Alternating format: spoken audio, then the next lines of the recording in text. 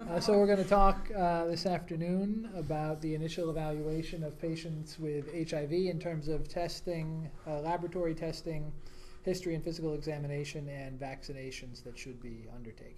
Oh, sorry, no relevant disclosures. So by the end of our time together here this afternoon, everyone should be able to know where to find the IDSA primary care guidelines and to use that information to help guide history taking and physical examination performance during the initial evaluation of someone with HIV. Name the non-HIV laboratory tests that should be obtained during the initial evaluation, as well as the HIV-related laboratory tests. And then choose DHHS and IDSA primary care guideline recommended schedule of care screening tests for people with HIV, and also know about guideline recommended vaccinations for people with HIV when factoring in their CD4 count. So I think, in terms of thinking about the initial evaluation of someone, these are two really great places to start. In particular, if you're not already familiar with the IDSA primary care guidelines on the left, it's been updated several times historically. Most recently, I think this is from November 2013. It's a great document, both in terms of its readability and sort of the sequence with which it goes through laboratory tests, vaccines, screening interventions, and so on, but also I think it even references itself as sort of a guide to the guidelines. So they sort of point you in the right direction if you're interested in reading more about, vaccine-specific guideline recommendations or so on. It's a terrific document. It's not exceptionally long and is really useful. So take a look on that. You can find it in their, the idsociety.org website where they have all their guidelines. Also extremely useful, if you've not found it already, are the DHHS guidelines. So if you just Google DHHS guidelines, you can be brought to the series of guidelines that includes HIV management, opportunistic evaluation, diagnosis and management, and so on. This is a meatier document in terms of its length. It's over 100 pages long, but is exceptionally well referenced in all areas in terms of baseline laboratory testing, recommended treatment regimens, and so on. It's also an exceptionally useful document. So two great places to start, generally for HIV, but also about the initial evaluation of it. So when obviously you meet someone for the first time, we're all familiar with a history and physical examination, but I think there are some points worthy of particular emphasis when thinking about meeting an HIV infected for the first time. And the first one I think that can't be overstated, even though it might be common ground for us, is to assess the patient's emotional response to the diagnosis, especially if it's new to them. Because even though we know a lot about and are comfortable with taking care of HIV-infected patients, you can never know, even in 2015, how well someone is going to cope with or respond to being told that they have this diagnosis. So ranging, all sorts of emotional responses can result. And I would say sort of associated with that is there's social support structure generally, and the support that they have received around the diagnosis can be helpful and telling just in terms of their comfort with the diagnosis and their overall acceptance of it, because it has a big impact on their quality of life, the likelihood that they're going to remain engaged in care, and so on. So obviously, if you're starting with someone who's totally emotionally debilitated by this information, then the remainder of the visit perhaps is going to be spent coping with that, and then you deal with all of the rest of this later. So that can't be overstated. Once that is accomplished, then I think you want to try to gauge the answers to some HIV-related questions in terms of the timeline of their infection itself. So when were they diagnosed is useful information, but then do they know when they were infected, just to try to give you a sense of how long they've been carrying this, especially if they've not previously had laboratory testing and so on. The mode of acquisition doesn't necessarily help you sort of with their HIV-specific management per se, but it does help with risk behavior modification, both in terms of their own personal well-being and from a public health perspective. If there's sexual acquisition, then there may be an increased emphasis placed upon safe sexual practices versus injection drug use acquisition, where you may talk about needle exchange programs, safe drug use, and so on. So it helps with overall patient management. If they know, if they've had HIV for a long time, perhaps they're transferring care, or otherwise, do they know their prior CD4 counts and their viral loads? Helps you obviously know, it helps you in taking care of them, but also helps you know how invested perhaps they've been in their own care in the past. How much do they know about HIV? Do they know what a CD4 count is? Do they know what a viral load means? Helps you learn what they know about the infection. Similarly, have they taken medications before? Do they know the names of them? How long were they on them? What problems, if any, did they have with taking them? And then have they had opportunistic infections previously and a history around it? With a sexual history, making sure to ask about a gynecologic history for women because of increased risk of invasive cervical cancer, and then a comprehensive review of systems as you would for any new patient, but perhaps thinking about things that could be HIV-related, opportunistic illness or otherwise.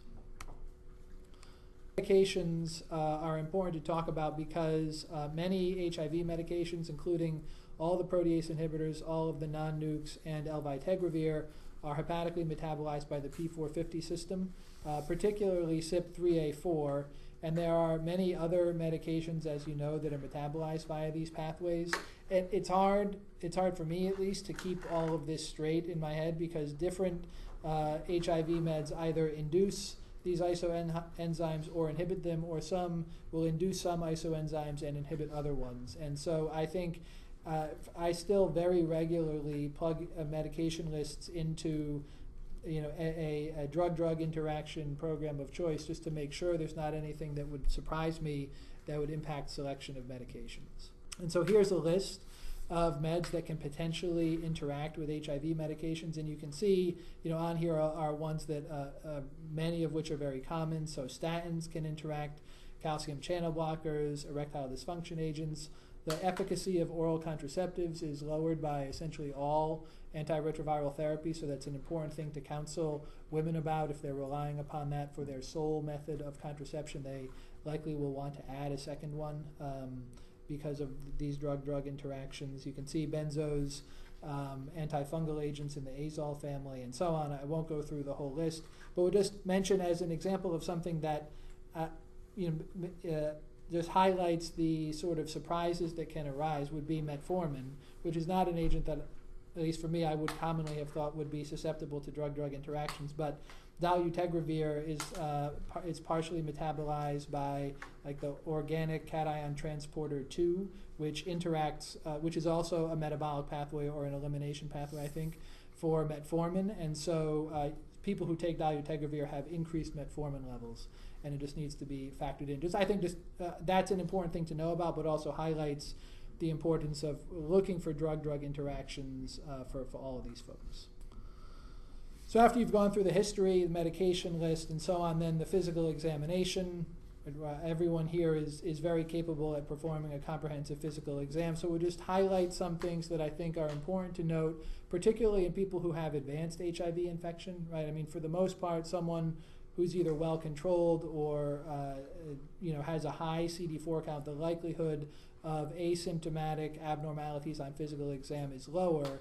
But certainly someone with advanced disease, it's not uncommon that you're going to pick up at least one thing that actually is pretty important in taking care of folks. And sometimes you can find things that are really important, like asymptomatic KS lesions or whatever the case may be. So naturally, vital signs and weight are important, but particularly the weight to see if there's been evidence of weight loss or low BMI that would suggest advanced infection. Skin and body habitus, skin in part for perhaps KS lesions or other rashes that occur with increased prevalence among HIV-infected persons. Someone who has advanced infection, right, obviously is at risk for things like CMV, retinitis, and so on. So a fundoscopic examination can be useful in that regard. The oropharynx, not only for thrush, which can potentially be asymptomatic, but again, KS, I don't mean to harp on KS, but it is most commonly found in the oropharynx, and so can potentially be found there. oral hairy leukoplakia, another thing that you might find on oral pharyngeal exam. A lymph node assessment, I think we know that sort of a generalized diffuse lymphadenopathy can be associated with HIV, particularly untreated infection, but then also you want to look for a regional lymphadenopathy that would potentially be more ominous or worrisome and really is not part and parcel of untreated HIV. So localized adenopathy is notable and probably something that warrants more evaluation. Anogenital examination for a host of reasons, looking for any lesions that raise suspicion for sexually transmitted infections, including HPV-associated lesions, which we'll talk a little bit more about. And then a neurologic examination, I think at least at the initial pass, a detailed exam is appropriate to look for asymptomatic findings that the patient might not notice, but a focal deficit is something that would raise concern and perhaps prompt more evaluation. Okay, so after the initial history and physical exam, then we move into laboratory testing that should be obtained for everyone. And so initial HIV-related laboratory testing actually is a reasonably short list if you're just looking at HIV-related labs themselves. So everybody initially should have a CD4 count and a CD4 percentage, helps gauge the extent to which their infection is advanced and the status of their immune system at present. Similarly, you want to get an HIV viral load, can potentially provide some prognostic information, as higher viral loads are typically associated with more rapid disease progression, but it will also be a useful marker to gauge the response to antiretroviral therapy once it's started. Along those lines, you want to get a genotype so you can know what agents the patient may already be resistant to, either through transmitted drug resistance or if they've taken medications in the past, perhaps acquired drug resistance that would affect your selection of antiretroviral therapy. So that obviously is important. I would note that, at least at present, when you get a genotype that comes with resistance to the NRTIs, NNRTIs, and protease inhibitors, and then there's a separate order for integrase inhibitor resistance. So if you want that, you need to order it separately. Generally, it's not recommended to test for integrase inhibitor resistance in someone who has not previously been treated, because the baseline prevalence of transmitted integrase inhibitor drug resistance is still thought to be low. That may change over time, but at least at present, that's not something that's uniformly recommended. So those three, I think, everyone should get. Then, in addition to a G6PD level for persons of appropriate background for whom that information might be relevant. If you're considering the use of abacavir, which is one of the NRTIs, then anyone for whom that is being considered should have HLA-B5701 testing, because if you're positive, there's a substantial risk for abacavir hypersensitivity reaction, and a positive result would preclude the use of that agent. So that abacavir is among the first-line recommended regimens, which we'll talk more about in a subsequent lecture. So that it might be something you would order commonly in someone you're meeting for the first time, as compared with a co-receptor tropism assay for which you would want to have if you were considering Maraviroc. So Maraviroc is sometimes used as part of salvage regimens, or at least second-line regimens, not a recommended initial line regimen. So it's not something that should be obtained as a matter of routine, but perhaps based upon a patient's history, you would want that. So for evaluating for other infections initially, this is a representation of things that you should be thinking about. So folks should have tuberculosis screening with either a skin test or an interferon gamma release assay. It's recommended that if you get the initial test when their CD4 count is less than 200, you recheck it when it increases to greater than, 200. So everyone should be tested for syphilis. Hepatitis A, hepatitis B screening should be undertaken. The guidelines the IDSA guidelines recommend surface antibody, surface antigen, and core antibody all be performed. I think there might be some experts who would perform only surface antigen and surface antibody, but at a minimum, I would say hepatitis B surface antibody and surface antigen should be performed. Hepatitis C antibody testing should be performed, and then if positive, RNA testing undertaken to confirm chronic and active hepatitis C virus infection. And then, I think as part of the how you conceive of the initial evaluation, but not necessarily at the very first visit, depending upon your rapport with the patient, would be cervical and anal cytology testing, looking for HPV-associated disease. And for reasons to perform anal cytology are listed here. So men who have sex with men, people who have previously had anal intercourse, any woman with an abnormal cervical pap smear, and any history of genital warts should prompt anal cytology looking for HPV-associated disease. I'd say that there's a lot of that is based upon extrapolation from the cervical cancer experience with women, where it's known that cervical cancer screening and treatment of those abnormalities saves lives and reduces the risk of invasive cervical cancer. There's less robust data about that for anal dysplasia, but it's thought to be appropriate to perform given that experience, provided that you have access to, as we do here, to further evaluation and testing for people if you find initial abnormalities on anal cytology.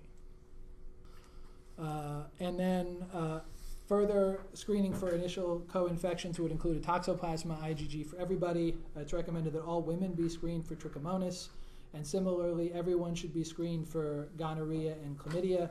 I did note in getting ready for this that I didn't see a specific recommendation, although I may have missed it, regarding rectal and pharyngeal testing for gonorrhea and chlamydia as relevant, but I think that that's important and I'm sure is recommended elsewhere. You know, in particular, I've diagnosed a lot of folks with asymptomatic, men who have sex with men with asymptomatic rectal and pharyngeal gonorrhea and chlamydia infections over the course of the past several years, and multiple times per year it happens, and so it's important to look for those things. CMV IgG testing is, I think, perhaps to some extent a little bit antiquated. Obviously, if someone has very advanced infection, that you want to look because it assesses their risk for CMV retinitis, but that's a pretty uncommon event, fortunately, in 2015, and it's recommended it's not recommended, I should say, for men who have sex with men or injection drug users, because the likelihood that they're positive is extremely high. So if they're not in those categories and it's worth checking, then it should be done, although I will say that the guidelines recommend checking it in all people. And similarly, varicella zoster IgG screening if there's no history of vaccination and no history of chickenpox. So non-infection related testing should include perhaps what we would consider to be a basic laboratory panel, so a CBC with white cell differential, liver enzymes, serum creatinine should be checked, although I would say, I guess, thinking about presenting cases and thinking about medication use, what you really want there is the GFR, because creatinine obviously is useful, but some medications, tenofovir particularly, and fixed dose combinations that include tenofovir, there are cutoffs for recommended use based upon the GFR. So if you're going to present a case in a conference, for example, where you're going to question whether tenofovir should be included, knowing the GFR in addition to the serum creatinine, I think, is important. Baseline urinalysis should be obtained. Screening for diabetes and dyslipidemia with the tests listed there are relevant for all folks, and then in part because medications can potentially impact those test results, and then pregnancy screening for women.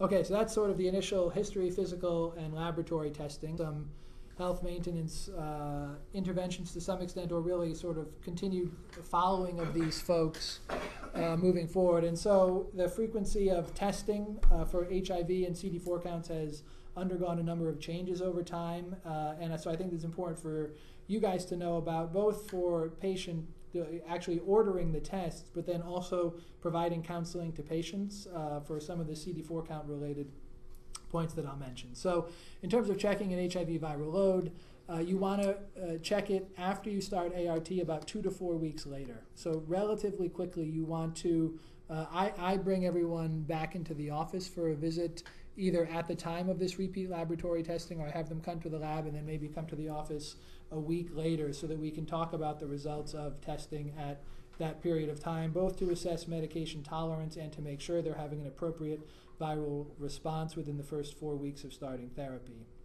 Once you get that initial viral load and confirm that there's been an appropriate decline, then you want to continue to check every 4 to 8 weeks until they have an undetectable viral load.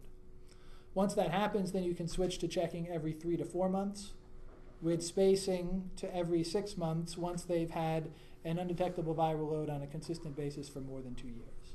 So someone who's well controlled, who's been well controlled for a long time, they essentially need labs, or one could certainly reasonably check labs only twice a year in someone like that.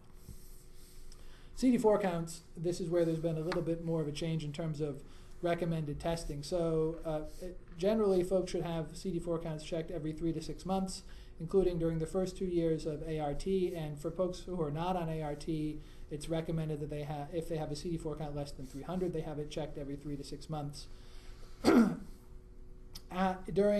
Once they get started on ART and they have suppressed viral loads, if they've been suppressed for a couple of years and they've had CD4 counts between 300 and 500, they only need to have it checked every 12 months. And then if they're above 500, then they need not have they need not have CD4 counts checked anymore. So that's the one where there's sort of the biggest change, at least in terms of like from a patient education perspective, because people who have been infected for a long period of time are appropriately very invested in their CD4 count and don't sometimes have difficulty understanding why, after having CD4 counts checked every 6 months for 10 plus years, they don't need to have them checked anymore. And so you want to understand what the rationale behind the guidelines, which is that, you know, if you have been above 500 for years and you have an undetectable viral load and you're still taking your meds, your CD4 count's not going to change, and checking it again is not going to impact decision making. So there's not really a good rationale to continue to do that, but that can be understandably hard for some folks to wrap their head around. Okay, so outside of labs, what are other things that should be done in terms of screening? So I think one thing that is, part of HIV care that's not necessarily part of HIV negative patient care is bone densitometry screening for everyone. So postmenopausal women and men above the age of 50 should all have bone densitometry testing per the guidelines. As I mentioned earlier, depression occurs with increased prevalence among HIV infected persons, so screening for that at least annually, along with other things that you would routinely do, like annual blood pressure screening. Rectal examination, we already talked about. Anal pap smears on an annual basis are something that are recommended, at least, and we pursue that here because we have access to resources should abnormalities be found. And then other things that can be detected on digital rectal exam include internal warts or evidence of anal cancer that could potentially be missed with anal pap smear screening. So that's a reason to pursue a digital rectal exam. And then the prostate cancer screening with rectal exam is, as you know, a separate topic which we won't get into in detail here, but there are reasons to consider doing that annually. And then again, the ophtho exam, in large part because of concern for CMV or retinitis or other opportunistic illnesses with very low CD4 counts. Other things that should be done on a regular basis include recommended testing includes screening for diabetes and dyslipidemia. The guidelines would say that if values have been normal in these categories, the testing should be done once a year. And if they have been, the most recent values are abnormal, then every 6 months. Colorectal cancer screening is important to mention, just at least to, at points in the epidemic, there have been times when, because there was appropriately so much fixation on making sure that the HIV was well controlled, routine healthcare screening for other things that are recommended for HIV negative patients would sometimes fall off the radar. So remembering to do things like colorectal cancer screening as per other guidelines should be done. Mammography, it's generally recommended that other mammography guidelines be followed. And then similarly for men who have been smokers, an abdominal ultrasound once between the ages of 65 and 75, similar to other recommended screenings like lung cancer and so on, as per other guidelines. Other laboratory testing that should be performed. Again, this gets back to sort of what you do after you start antiretroviral therapy. So we talked about when you should check CD4 counts and viral loads. But in addition, you should be reassessing for screening for diabetes and dyslipidemia because of the potential impact of antiretroviral therapy on those parameters. Annual screening for other infections, as indicated by risk factors, include syphilis, gonorrhea, and chlamydia, again, not forgetting the possibility of pharyngeal and rectal screening. Hepatitis C antibody testing is recommended annually for people at risk, and that includes men who have sex with men because of an increased risk of sexual transmission of hepatitis C among MSM, so that should be done annually among at-risk populations. And then if at risk, annual tuberculosis screening. We talked about anal and cervical cytology being performed. For women, cervical cytology should be performed at the initiation of care, 6 months later, and then annually thereafter if previous testing has been normal. And we talked already about indications for anal cytology. And finally, trichomonas screening for women should be performed annually. This is a table taken from the DHHS guidelines. It's relatively early on in the guidelines, and it's sort of a nice framing of things with the tests listed on the left-hand side of the table, and then you can see at the top are different points in time at which testing might be considered, and you can see based upon different points in time when different tests should be undertaken. So that's HIV-related laboratory testing, and you have other sort of baseline routine labs or other co-infections that you may want to check again at different points in time here. The one other thing that I'll mention is this text-based comment on the left is the possibility, because of tenafavir's association with phosphorus wasting in the urine, some experts and some providers will check phosphorus levels as part of their routine, perhaps every 6-month laboratory testing in well-controlled patients who take a tenofovir-containing regimen. And then finally, vaccinations, which are an important part of the provision of HIV primary care or basic HIV-related care. So these come from the guidelines. Influenza vaccination, as you know, should be performed annually. Although it's not recommended that HIV-infected patients get the live attenuated vaccine, they should get the inactivated injectable vaccine. So pneumococcal vaccination, something that has undergone some changes over time, particularly with the release of PCV13, sorry, that's a typo. So PCV13 prompted a change in the guideline recommendations regarding pneumococcal vaccination, and we'll talk about the comments there to the right. But there's PCV13 and then the polysaccharide vaccine as well. So if you're meeting someone for the first time and they've not had pneumococcal vaccine previously, they should get PCV13 as their initial vaccination, and then at least that should be followed by the polysaccharide vaccine, which should be given at least 8 weeks later, and then they should get another polysaccharide vaccine 5 years subsequent. If they've already had the polysaccharide vaccine before, then the recommendation is to wait a year before you give the protein conjugate vaccine, and then perhaps consider the second polysaccharide vaccine at a later date. So it's it was a little bit hard for me to wrap my head around those initially, but once you do it a few times, I think you'll get used to sort of the sequence of protein conjugate versus polysaccharide based upon their prior history. So tetanus, diphtheria, pertussis vaccine. So if the patient has not had Tdap previously, they should get Tdap, and then that should be followed by boosting with TD every 10 years. Varicella vaccination, if the person is antibody negative and has never previously had VZV infection and they have a CD4 count greater than 200, then varicella vaccination is recommended, but it's not recommended for patients with CD4 counts less than 200 because it's a live virus vaccine, excuse me. And then something that I think is important for us to remember as adult providers, or important for adult providers to remember, excuse me, is HPV vaccine.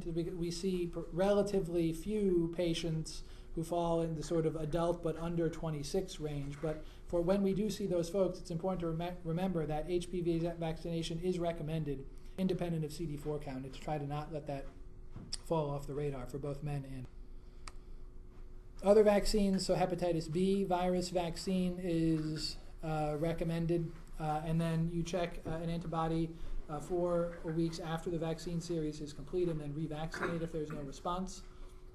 I will say that I think it's important to at least be aware of some additional information related to hepatitis B vaccination. Especially, so if you look at the ACIP vaccine guidelines for hepatitis B, they say that patients with HIV should receive the standard series of 0, 1, and 6 months. Standard dose of the vaccine is recommended. If you go actually to the CDC guidelines, interestingly, I think that the recommendation there is that for immunocompromised persons, so including HIV-infected persons as well as, I think, asplenic persons, the recommendation is to give vaccination at 0, 1, 2, and 6 months, so 4 doses, with twice the usual dose of the recombinant vaccine. This is in part based upon, there was a study done that was published in JAMA, I think in 2011, that compared HIV-infected persons who got standard hepatitis B vaccine dosing, so 0, 1, 6 usual dose, versus 0, 1, 2, 6 months double dose. And the people who got 0, 1, 2, 6 double dose were more likely to have an appropriate response in their antibody than people who got 0, 1, 6. There was not exactly comparing the same thing because there was an extra dose of the vaccine given to people who got the double dose. So there was no, for example, 0, 1, 6 double dose vaccine given. But based upon that study, some experts would recommend actually giving that vaccine schedule to all HIV-infected persons, whereas many other experts and clinicians just start with the standard 0, 1, 6 usual dose, and then if there's no response, then doing 0, 1, 6 with double dose. But so there is variability in practice even among experts. But anyway, my point in mentioning all of that was to simply say, to at least bring to your attention, if you didn't know already, this concept of double dosing of the hepatitis B vaccine, which is something that is often talked about and practiced in taking care of patients. And did not respond, and then were given 0, 1, 6 double dose. And it seems like the greatest, and there was a significant response if you were given double dose of 0, 1, 6 the second time after not responding the first time. I don't know the percentage. So that's not, I understand that's not your exact question, but there is at least some data that's one of the better examples of data substantiating doing the double dose after the failure of the single dose 0, 1, 6. So Hep A should be pursued for the category people in the comments side. So MSM, injection drug users, people with liver disease, Hep B, Hep C, and relevant travel risk, and then you check the antibody, so as you do with hepatitis B after vaccination. So here's what Ethel was just talking about in terms of zoster vaccination. So if their patient's CD4 count is less than 200, they should not be given the zoster vaccine because it's a live virus. But greater than 200, it's a white box in the guidelines. There's no recommendation one way or the other. Many providers will provide zoster vaccine for people with high CD4 count. I do that on a regular basis unless there's a reason that I'm concerned about it. But I think people with high to normal CD4 counts, I proceed with zoster vaccine. And then, should it arise, MMWR can be given to folks with CD4 counts greater than 200. Meningococcal vaccine should be given once for the categories listed on the right-hand side of the screen, and similarly, Haemophilus influenza vaccination for functional or anatomic asplenia. Okay. I'm just going to forward, and I'm just going to save it. So That concludes this talk.